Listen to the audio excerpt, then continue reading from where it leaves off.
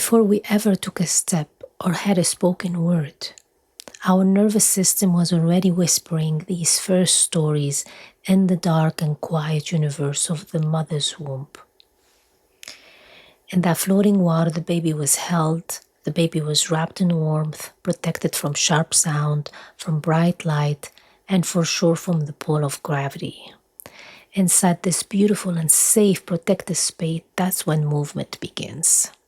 A stretch, a curl, a head turn, a finger grasp. These are not random twitches.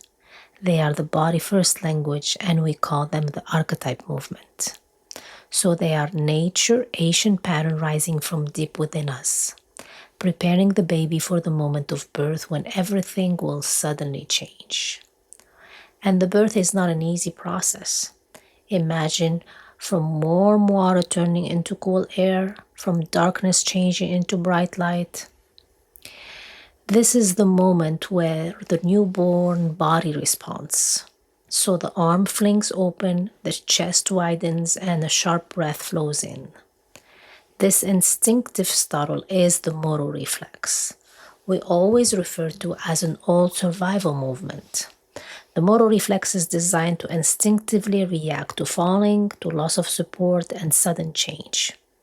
So the Moro helps the baby take that first breath. So I want you to understand that these early reflexes, like the Moro, are considered bridges. They are bridges between the soft life inside the womb and the bright and predictable life outside the womb. So they help the baby breathe, they help the baby feed, they help the baby cling and react when the word feels too sudden or too loud. Think about it as the body knowing what to do before the mind can make sense of anything.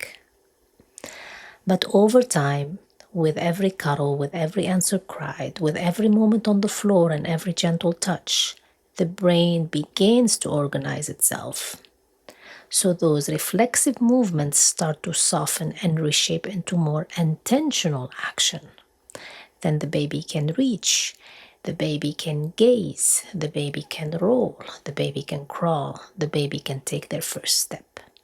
So the reflexes are bridges. They do not disappear, but they become the foundation.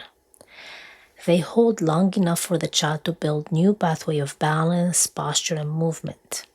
It's a way for the body to feel the word and begin to move through it, but a little bit more choices and a little bit more freedom.